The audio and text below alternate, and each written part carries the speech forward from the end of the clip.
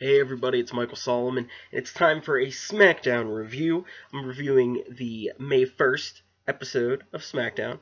It's the go-home show before Backlash. I actually kind of forgot about that, just because of the Greatest Royal Rumble being this past Friday, and it just didn't really click in my head.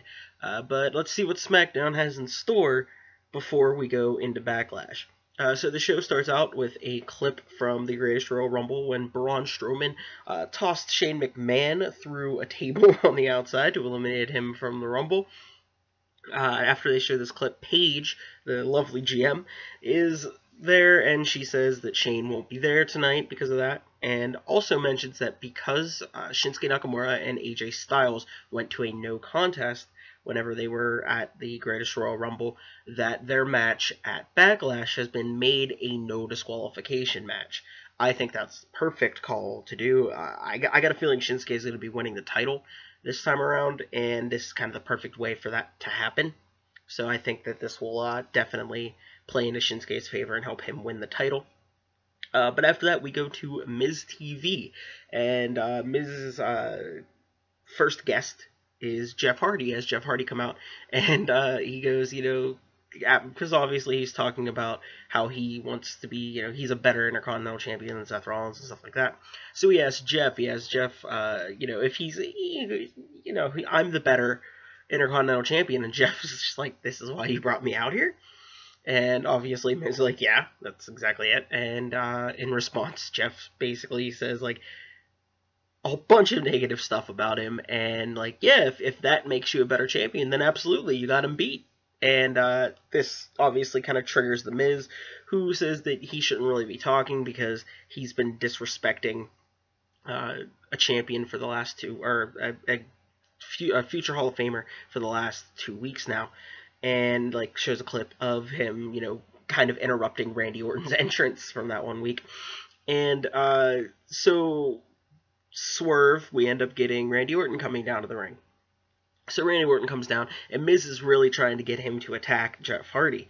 And Orton basically tells him, hey, you don't tell me when to strike. I strike when I want to, and in my opinion, me and Jeff Hardy are cool. But he then follows that by saying, it doesn't matter how cool we are, I am going to be coming for that United States title. I have a rematch, and I'm going to be using it at Backlash. And Jeff says, well, you can try to take the title. Enter Shelton Benjamin, who comes out on the ramp and says, whoa, you don't deserve that rematch because I beat you last week, Randy. So he comes down, and as he goes to get into the ring to trash talk more, Orton just punts him in the face. This causes the Miz to go to attack Orton, then Jeff attacks the Miz. There's a bit of a scuffle before we go to commercial break, but once we come back from commercial break, there's a tag team match. It's Randy and Jeff Hardy going against Shelton Benjamin and The Miz, which was a plenty good tag team match. Nothing super crazy actually ends up happening. Jeff Hardy hits the Swanton Bomb onto Shelton Benjamin, picks up the win. But then afterward, he catches an RKO by Randy Orton, because that's just what happens when Orton is in a match. So yeah, that's going to be their match going into Backlash for the United States title, to be Jeff Hardy versus Randy Orton, which should be fine. I'm not too super excited about that, in all honesty. I'm not really a big Randy Orton guy anymore. After that, we then get a backstage segment with the Iconics, and I love these two. I love how they just laugh at their own bad jokes and everything like that. They had the amazing Canadian accent, which Renee wrongly tried to accuse of being more of a Minnesota accent. Yeah, they, kind of, wave her off and then introduce Carmella themselves, because those three will be taking on Asuka, Becky Lynch, and Charlotte later in the night for the main event in a 6-woman tag match. And they have Carmella come in, and basically it's just, the heels being heels. Carmella moonwalks out of the scene and then moonwalks back through. All in all, it was just a good little segment. I really like the Iconics, and teaming with Carmella was brilliant, because it's like that perfect Mean Girls click type thing going on. I've really, really got to say I'm a fan. After that, we're told that we're told Daniel Bryan can't compete. Sorry, I was reading my notes here. We were told that Daniel Bryan can't compete due to fear of a chest infection from all those, you had to have seen if you've seen the Greatest Royal Rumble, just all the marks over his chest. I mean, he was in there for 70-some minutes. But yeah, he got pretty banged up. But he said that he wasn't allowed to compete because of that. This was then followed by a segment by the New Day. We see Sheamus and Cesaro, the Bar. They are walking with new SmackDown contracts, and the New Day obviously, like, when they see them, go like, "Hey, you guys, I thought you guys were so excited to go back to Raw, but I guess since you didn't win the tag titles, you're not going anywhere." And they're like, "Oh no, we never wanted to go back. We wanted to stay on SmackDown because now we get to fight you guys every week." And that was a pretty good little back and forth. Also, just the randomness of the New Day had a little bell. Xavier Woods rings it, and we get Mr. Bootiesworth, who brings up he's just a guy in a tuxedo t-shirt, brings up a tray of pancakes and some baby oil for Big E to rub on himself. I don't know. The tray obviously gets tossed by the Bar. Sheamus mentions that he wants to fight one of them. Big E goes to step up to the challenge. Sheamus didn't challenge Big E. Instead, he challenges Xavier Woods. Xavier Woods then stares down Sheamus and says, "Sheamus, your soul is mine." And I absolutely love that he just randomly did a Shang Tsung Mortal Kombat reference there. It's what Xavier Woods does. He's a big nerd. So yeah, we get that match later on in the night. But before that, we end up getting a Rusev segment.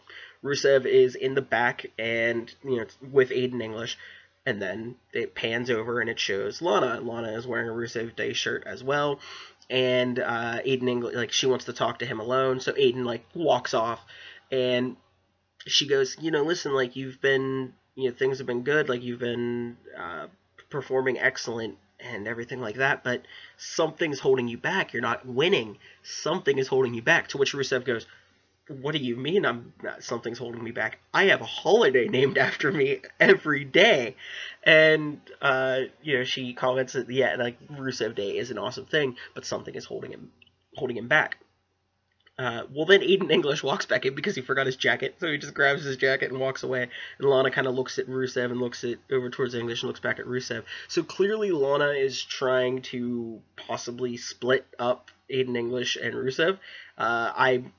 I don't know how I feel about it. I don't want to see it happen, but it could be a spark to lead to some singles Rusev competition. I'm not really sure.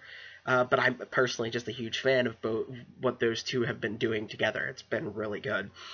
Then after that, Big Cass apparently wasn't supposed to be here. So he comes out, and he comes to the ring, and he starts, basic heel trash talk about he's better than everybody else in the crowd and stuff like that. Classic, basic heel stuff. I didn't really care for his segment at first. But then it got better, as he decided that he needed to why wait till Backlash? He could kick Daniel Bryan's teeth down his throat right now, so why don't Daniel Bryan come on out here? Daniel Bryan's music hits, and we get a midget dressed up as Daniel Bryan with a beard, a fake beard, and a fake wig and everything, and he comes down to the ring, and it just leads to just a tirade of short jokes and puns done by Big Cass, and I completely 180 from the beginning of that promo. I really liked where it went. So yeah, he insults the midget, and then he goes and scene, and then he gave the guy's name. He was a Montreal hometown guy. I don't remember what his name was. I forget. But he tells him hey, soak it in. This is your moment. In front of all these people, in front of your fans, soak it in. And he's kind of drawing it out, and you know what's coming. It's exactly what you expect. He big boots him and just drops him, and then he ends up pretty much mauling him, doing mounted punches as well on him. And it's good. I really like what they're doing with this. I'm sure in this David versus Goliath match that we are going to see Daniel Bryan pick up the win when it does happen. But the build, I'm kind of surprised that I'm liking Big Cass in this heel role. I didn't think I was going to, but he's been surprising me every week. Maybe it's just the way that they're doing it, but he's been surprising me. We then get a Renee Young in the ring with AJ Styles. Shinsuke Nakamura demanded that AJ Styles apologize for the vicious attack that he did at their match at the Greatest Royal Rumble. So AJ is kind of interviewed, and within this segment, he's talking about how he comes to defend the championship, and that Shinsuke is focused on the wrong jewels, if you understand, because he keeps low blowing him week in and week out. And, he says that once he gets his hands on Shinsuke, they're going to find pieces of Shinsuke in New York, New Jersey, and Connecticut. And that when they see the face of Shinsuke Nakamura, the only thing will be frozen on it is a face that has been tortured by AJ Styles. And I was like, wow, that's very brutal and dark, AJ, but it's different, and you can tell Shinsuke's been getting to him, which is kind of the whole point of this build-up. But he says that if Shinsuke wants an apology, he should come out, and he's going to say come out and come get one.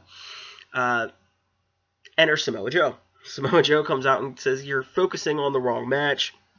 You're focusing on the wrong thing, because you're going to, you should be focusing on the fact that I'm going to beat Roman Reigns and put him to sleep. But then what happens after that is it doesn't matter if you or Shinsuke Nakamura has the title, I'm coming for that belt. And that made me realize how much I really want to see Samoa Joe face either of these guys. I think it would be phenomenal to see it in the WWE ring. Him and AJ have had good feuds in other companies, so this would be really, really good. It's another kind of dream match that I didn't really think about until this Superstar Shakeup happened, and now Joe's over on SmackDown. But then we get Nakamura's music, and Joe's ready to fight. So he gets ready to square up right at the top of the ramp. He's waiting for Shinsuke to come on through and get catch these hands if he was Braun Strowman, I guess. But while the camera's focused up there, Shinsuke snuck into the ring, and we cut back to a low blow. That just prolonged, held out low blow by Shinsuke, the phenomenal ball arm. Yeah, and then Shinsuke just being Shinsuke, like the weird faces that he's making and just the mannerisms and the poses that he's doing as he's like staring down AJ, and then eventually goes to hit him with the Kinshasa to the back of the head, but doesn't hit it. And it's like, oh, okay, it's that mind game. It's that mind game again, kind of like they were doing when they were built up to WrestleMania match. But then he just goes ahead and drills him in the face, comes back and hits him. And you get the pose of Shinsuke holding the belt and just looking at it oh, what's this? And it's beautiful. Shinsuke as a heel is perfect. Keep doing what you're doing, WWE. It's beautiful. So then we get the backstage segment where Becky Lynch is apologizing to Asuka. She's sorry that she caused Asuka to lose her first match on SmackDown. Asuka says, don't worry about it. We're just going to hit him 3 times harder this time. And then Charlotte walks in and talks about how she wants to show Carmella, teach her a lesson in respect. And then then Becky Lynch goes, you got to be careful, don't be a hero. The Iconics are out there too, and I mean those two, they're as shady as a garden of palm trees. I tell you what. I love Becky Lynch. Charlotte genuinely seemed to have laughed by that statement, which was really good. And then Asuka goes, hey, the Queen, the Empress, straight fire, Avengers Assemble. Yes, yes, yes, yes. And just gets super excited. And she goes off being super excited. They seem to, laugh and be like, all right, that's that. I really like it. It was good. It was good to me. I'm glad Asuka's, speaking English, because for a bit there they forgot about that. We then get Sheamus versus Xavier Woods, which I thought was a really good match, but that just could be because I'm an Xavier Woods fanboy.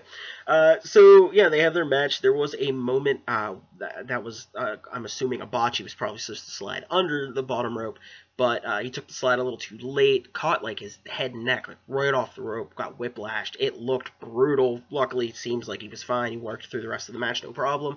There was also a moment where Cesaro distracted Xavier Woods on the outside with like bootleg pancakes that he had like he was like a shady pancake dealer outside of the ring with the jacket on. It was interesting enough. The match ends up.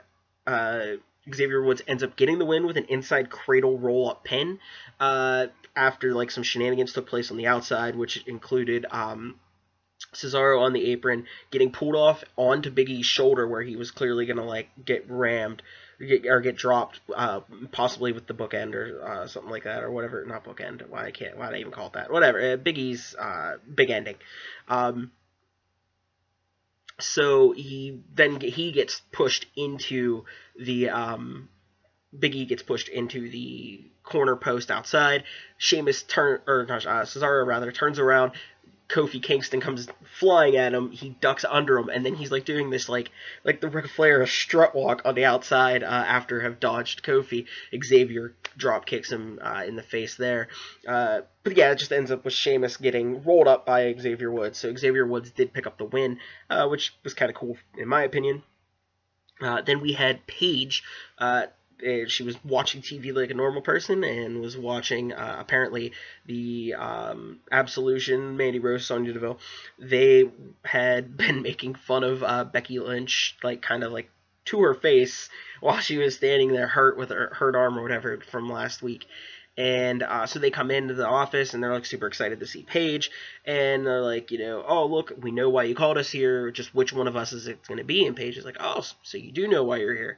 All right, well, it's going to be Mandy Rose. And they both, like, get excited. And she's like, I'm so glad that you're giving me this title opportunity. And Paige goes, whoa, whoa, whoa. That's not what this is for. Next week, you're going to be facing Becky Lynch.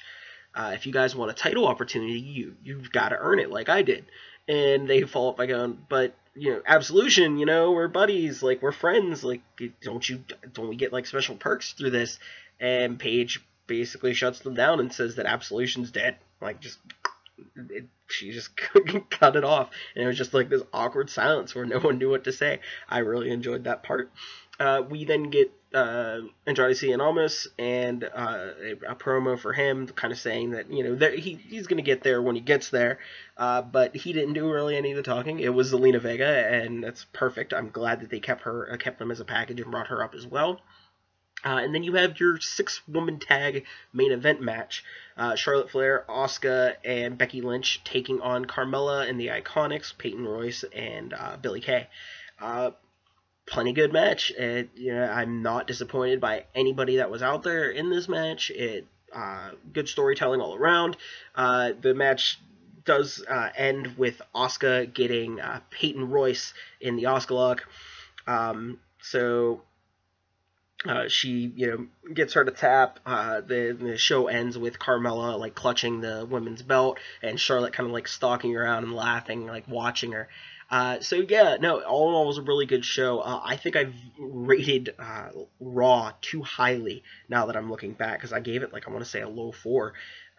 And when I've kind of rewatched it since, I'm not as excited about Raw. Smackdown seems to be the better show. I'm going to give this one a 4 out of 5, because I thought it was really good, in my opinion. A lot of really good segments, and a lot building up into Backlash.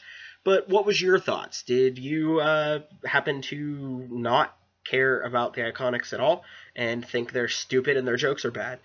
Did you think that Xavier Woods shouldn't have got the win over Sheamus? I don't know. Did you guys want Carmella to lose the belt back to Charlotte because Charlotte is the queen?